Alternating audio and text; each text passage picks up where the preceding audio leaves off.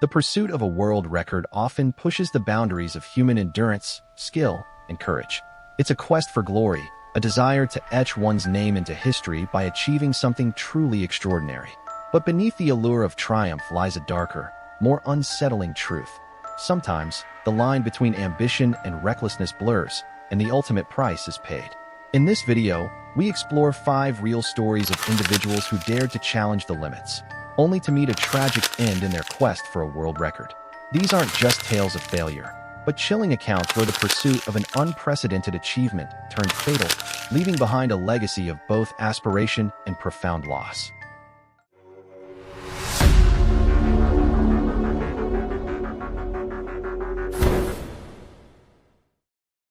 Story 1. Sailendranath Roy was a 48-year-old Indian police officer from West Bengal, renowned for his extraordinary strength and unique talent, pulling vehicles using only his hair. He was a celebrated strongman, a local hero who had already achieved several feats, including pulling a train with his ponytail. Roy was driven by a desire to push the limits of human capability and to bring recognition to his unusual skill. He was a man of immense physical and mental fortitude, dedicated to his craft, and always seeking new challenges to demonstrate his power. His life was a testament to his belief that the human body, with enough training and determination, could achieve the seemingly impossible. On April 28, 2013, Roy was attempting to break his own world record for crossing a river on a zip line, suspended by his hair. The event was taking place over the Teesta River in Darjeeling, West Bengal, and attracted a large crowd of spectators, including media and local officials. He had successfully crossed a significant portion of the 180-meter, 590-foot span, pulling himself along the steel cable. However, about halfway across, something went terribly wrong. Roy suddenly stopped moving. He was seen struggling, trying to continue his progress, but his movements became increasingly erratic. Spectators initially thought it was part of his act, a dramatic pause before a triumphant finish. However, it soon became clear that Roy was in distress. He hung motionless from the cable, suspended high above the river. Emergency services were alerted, but reaching him in his precarious position was a complex and time-consuming task. After approximately 45 minutes, he was finally brought down. Paramedics immediately began resuscitation efforts, but it was too late.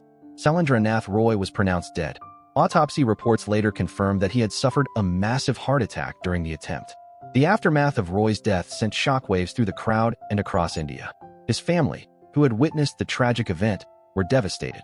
His death sparked a debate about the safety of such extreme stunts and the pressure on individuals to constantly outdo themselves in the pursuit of records.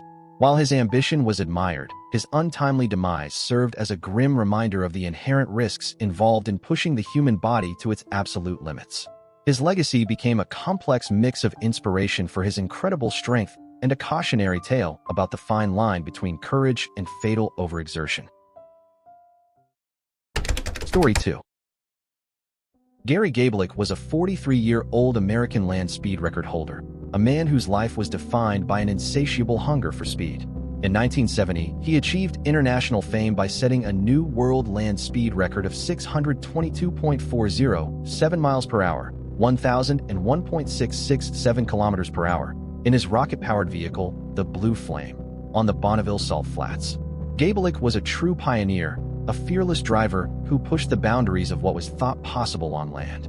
Beyond his record-breaking run, he was a dedicated family man, a former drag racer, and a passionate advocate for automotive innovation.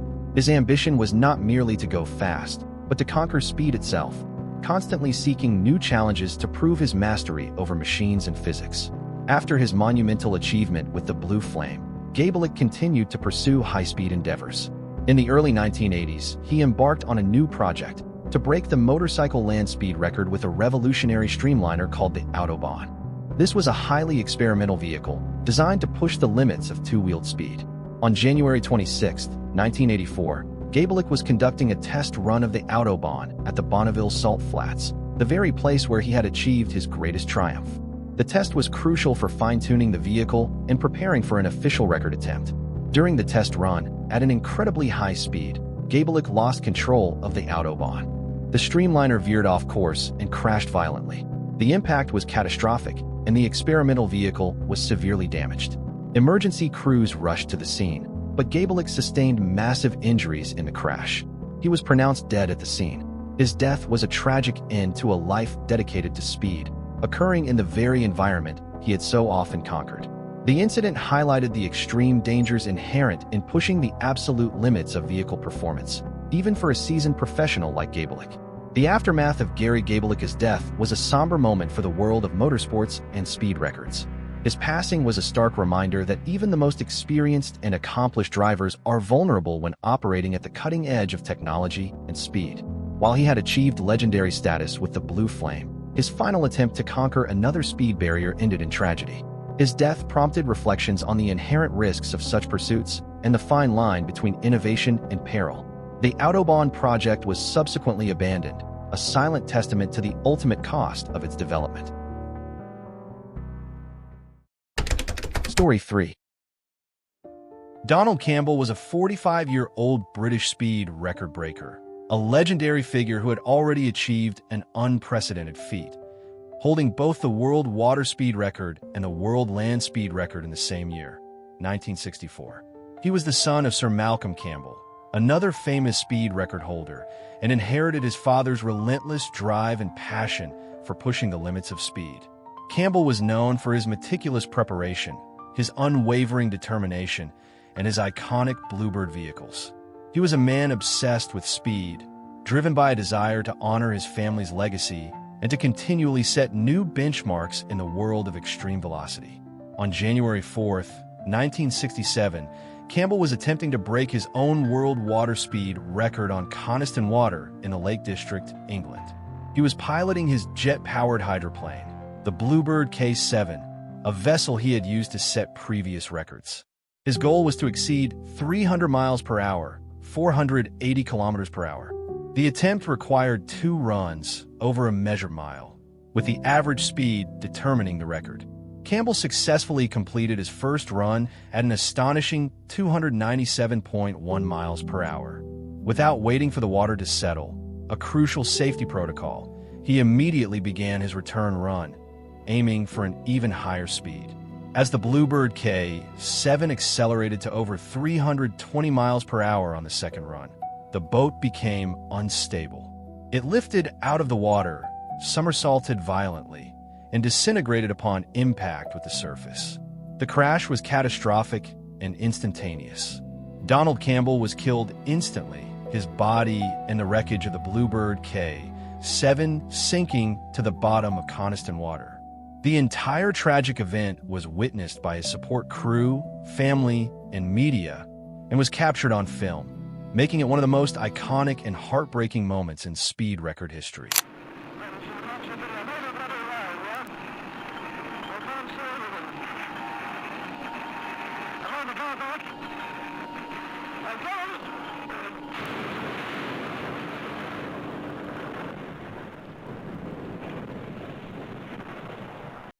The aftermath of Donald Campbell's death was a period of national mourning in Britain and profound sadness across the world.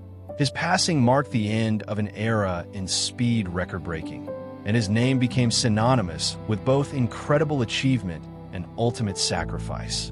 His body and the wreckage of the Bluebird K7 remained submerged for over 34 years, until they were finally recovered in 2001. His death sparked intense discussions about the inherent dangers of extreme speed attempts and the fine line between courage and recklessness. His legacy, however, remained one of unparalleled ambition and a relentless pursuit of human limits. Story 4. Jesse Combs was a 39-year-old American professional racer, television personality, and metal fabricator, widely known as the fastest woman on 4 wheels. She was a trailblazer in a male-dominated field, inspiring countless women with her skill, courage, and passion for speed. Combs had a diverse career, appearing on shows like Mythbusters and All Girls Garage, but her true calling was breaking land speed records.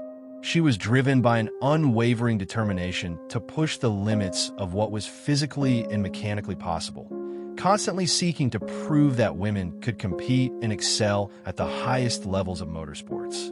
Her life was a testament to her adventurous spirit and her relentless pursuit of speed. On August 27, 2019, Combs was attempting to break the outright women's land speed record on the Alvord Desert in Oregon. She was piloting her custom-built, jet-powered North American Eagle supersonic speed challenger, a highly modified F-104 starfighter jet on wheels.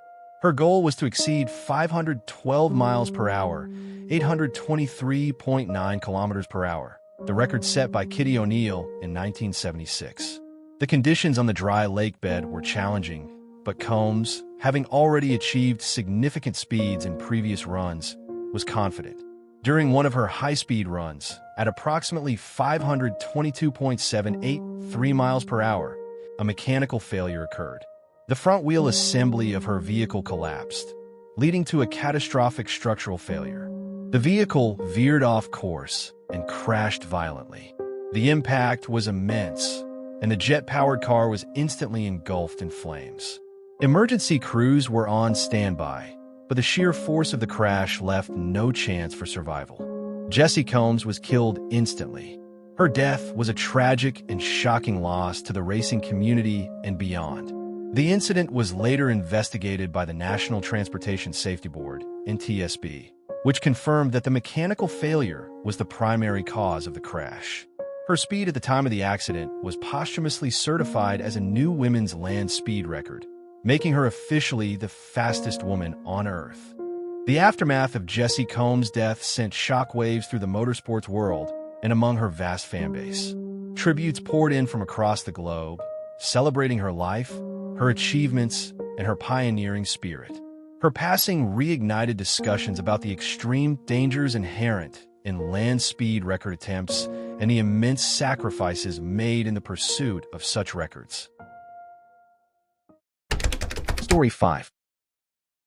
Valery Rozov was a 52-year-old Russian professional base jumper and extreme athlete, widely regarded as one of the world's most experienced and pioneering figures in the sport. He was famous for his audacious and record-breaking jumps from some of the highest and most challenging peaks across the globe, including Mount Everest.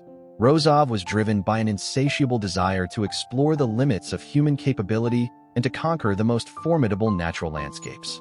His life was a testament to his unwavering courage, meticulous planning, and profound respect for the mountains he dared to jump from. He was not just an adrenaline junkie, but a highly skilled professional who understood the immense risks involved and prepared extensively for each expedition. On November 11, 2017, Rozov was attempting to set a new world record for a base jump from a high-altitude mountain in the Himalayas. The jump was planned from the slopes of Ama Dablam, a majestic and technically challenging peak in Nepal, with an exit point at approximately 6,812 meters, 22,350 feet, above sea level. This was an incredibly dangerous endeavor, even for someone of Rozov's caliber, involving extreme cold, thin air, and unpredictable wind conditions. He had spent weeks acclimatizing and meticulously planning the jump with his support team, aiming to execute a perfect flight from one of the world's most iconic mountains. As Rozov launched himself from the designated exit point on Ama Dablam, the initial phase of his jump appeared to be going as planned. However, shortly after his leap, something went terribly wrong. Due to unforeseen circumstances, possibly a sudden gust of wind or an issue with his equipment, he lost control during his freefall. He impacted a rocky section of the mountain face at high speed. The fall was catastrophic, and the impact was fatal. His body was later recovered by his support team, who had witnessed the tragic event unfold. Valery Rozov was pronounced dead at the scene. The aftermath of Rozov's death sent shockwaves through the global base jumping and extreme sports communities. His passing was a profound loss, marking the end of an era for one of the sport's greatest pioneers. Investigations into the exact cause of the accident were conducted, but the inherent dangers of such extreme high-altitude base jumps were well known. His death served as a stark reminder that even the most experienced and skilled athletes can fall victim to the unforgiving nature of the environment and the unpredictable elements of extreme sports.